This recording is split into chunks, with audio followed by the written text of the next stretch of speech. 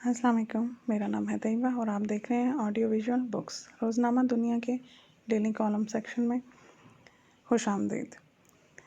ज़िम्मेदार कौन रसूल बख्श रईस साहब का कॉलम है, आइए देखते हैं।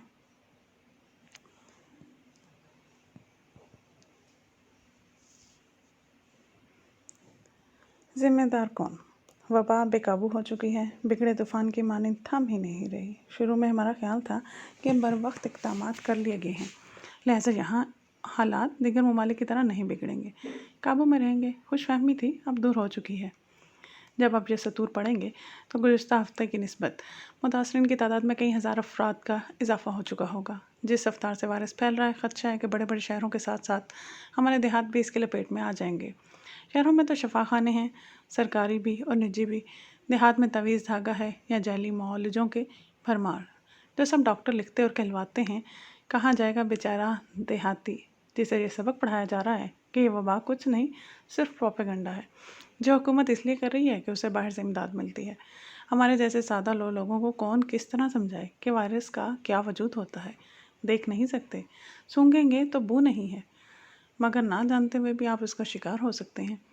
किसी के मुंह और नाक से निकले हुए बुखारात सिर्फ ताकतवर खुर्दबीन से ही देखे जा सकते हैं, और ये कई दकीके हवा में मौलक रहते हैं। सिर्फ हवा ही आपकी अच्छी किस्मत से उनको उड़ाकर किसी और सिमत ले जा सकती है।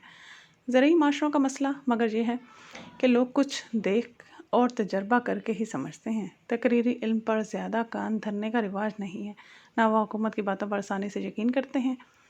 हमारी सतह पर मौजूद सियासी सकाफ़त में हुकूमत किसी की भी हो और वो कुछ भी कहे, लोग झूठी करार देते हैं। हमारे यहाँ रियासत और माशरे के दरमियान एतमाद का रिश्ता कमज़ोर ही रहा है। मजबूरी ये है कि जमहूरियत का पौधा जवान और तवाना तो नहीं हो सकता जब तक हुकूमत और रियासत पर भरोसा न करें। ज़रूरी माशरे के बासियों की बात इसलिए छिड़ी कि वबा के असरात खेतों और खलिहानों तक जा पहुँचे तो शहरों में सस्ती रोटी, सस्ती सब्ज़ी और सस्ते फलों के आदि बेहाल हो सकते हैं।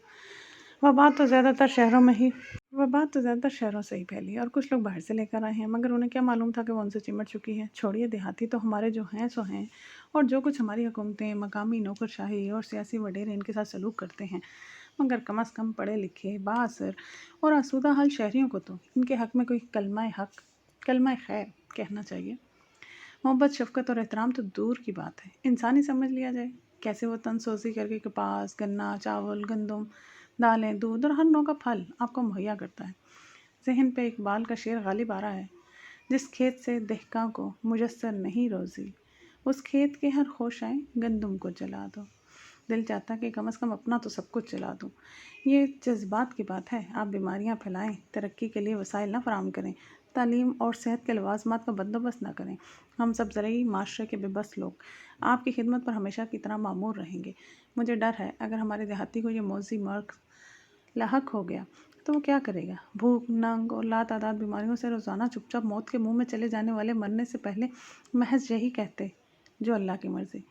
इसी में उन्हें कोई तशफ़ी और इत्मीनान मिलता।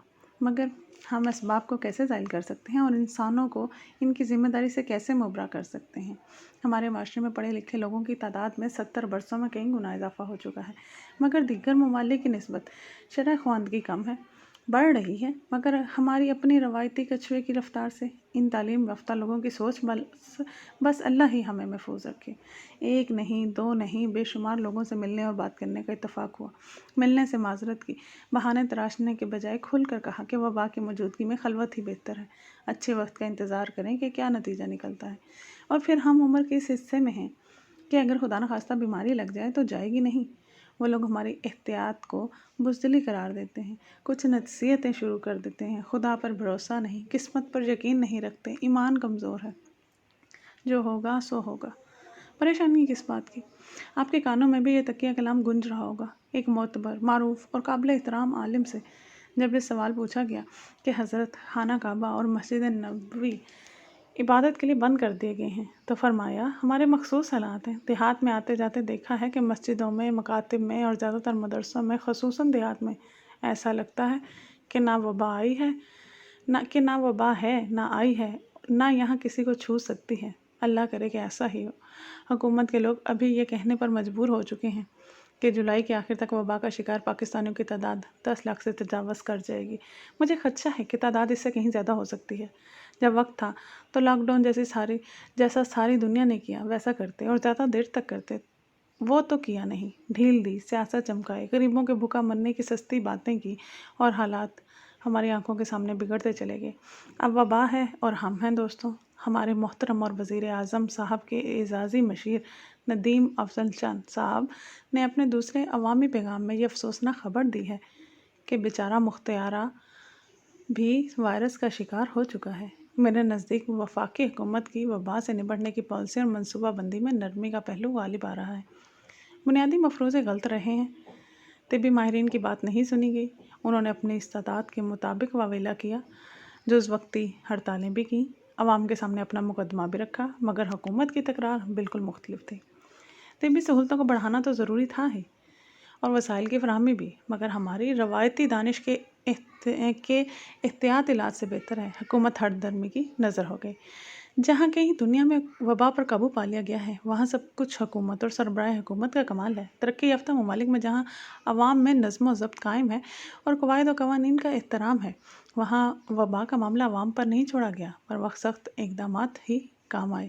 ہمارے ہاں معذرت کے ساتھ ابھی تک پالیسی یہ ہے کہ خود بچو اور ہاں اپنے علاقے میں مقیم لوگوں کو بھی محفوظ کرو، ورنہ ہم آپ کے علاقوں کو بند کر کے پولیس کا پہرا بٹھا دیں گے۔ سینکڑوں کی تعداد میں مختلف شہروں میں علاقے بند کیے جا چکے ہیں۔